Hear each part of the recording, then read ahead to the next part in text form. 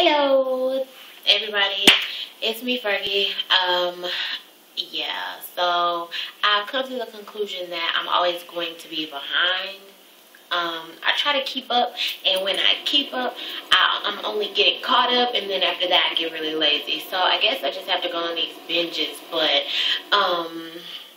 officially, in January, I am going to stop the Monday, Wednesday, Friday thing. I'm just going to go with the flow. Whatever I feel like doing is what I'm going to do. Whatever stories I have when I pick up the camera is what I'm going to film. But anyway, this is for last Friday's Family Friday.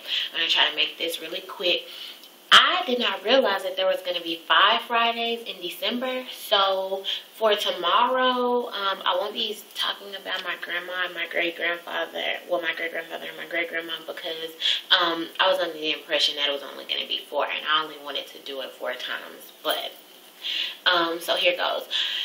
Today, I am going to talk about the many adventures of my dad and grandpa. So, Grandpa is, well, not is, because he's deceased, but rest in peace. Anyway, he couldn't drive worth a shit. Like, so he had his station wagon, a brown station wagon, and he had a green truck.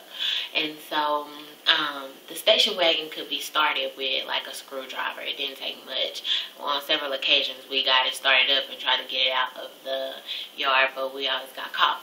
Luckily, because we didn't know how to drive. But anyway, Grandpa didn't know how to drive. On several occasions, I remember a lot of different people coming and knocking on our door to talk to my grandfather about money that they owed him or them for repairs to their cars, because Grandpa didn't have insurance either.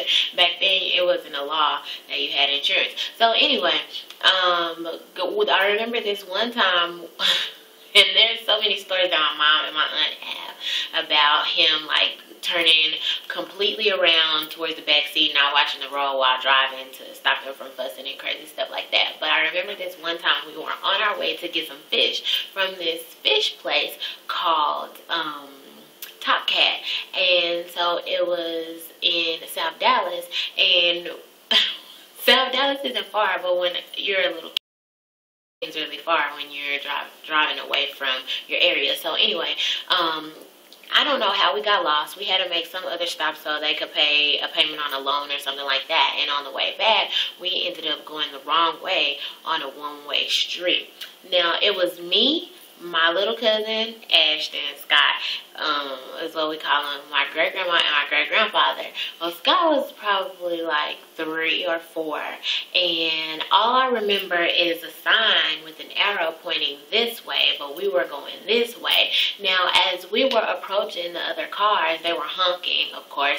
My great-grandfather is also a little bit hard of hearing, and obviously, he's optimistic, because if you were approaching other cars, you would know that the people that are passing you don't have anything nice to say. So he was saying, hi there, hey, how y'all doing? And everybody's like giving him a finger, honking the horns, and turn around, you're going the wrong fucking way, and shit like that. And so our grandmother just started praying. I just remember her saying, oh Lord, we're gonna die, and started praying. And so I'm looking out the window like, oh God. Like, I was like, maybe I had to be 12, maybe 13, I'm not sure, probably 12. Well, I was really scared, and so I was like, oh my God, maybe I should pray too. Now my 3-year-old cousin is in the window. He's excited. I don't know. It's cars passing by, zipping by. He doesn't know, any better, so he's laughing or whatever. And I was like, fuck. Well, luckily we made it out. We made it out, and somehow we got on the road going the right way. But that was one thing. We got the fish, and we made it home safe, but it was just like, fuck, like maybe Grandpa shouldn't be driving. But I remember there was this other time where my great-grandma and my great-grandfather got into an argument. Now, Grandpa and Madea always fussed and fought or whatever. And I told you guys about the room that was built on the outside of where the kitchen was, so there was a window. Well, Grandpa would always put cups and bowls and plates that he had been eating out of in the window, and Madea would just wash them. Well, Madea was tired of it. She was washing dishes, and the dishwater was always hot. But she was washing dishes, and she was almost done, and then Grandpa put a cup up there, and she was like, I'm not washing that cup. And Grandpa was like, well, you just washed all the other dishes, you can wash this cup. And Madea was like, I'm not washing that cup. So Grandpa, like, pushed it, and it fell in the water, and the water splashed on Madea's face. So Madea, she started cussing, and she was like, she was going to kick his ass. So they came, and met where the rooms meet. And Madea was on her cane, and Grandpa was walking up to her. Now, I told you my great-grandma's feet were slippery.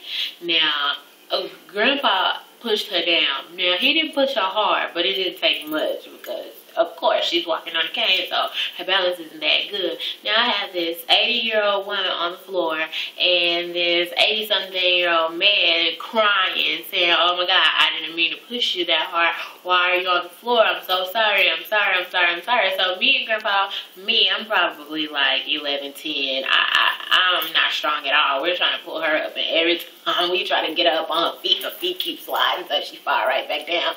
And in turn, I had to call the ambulance to get her up off of the floor.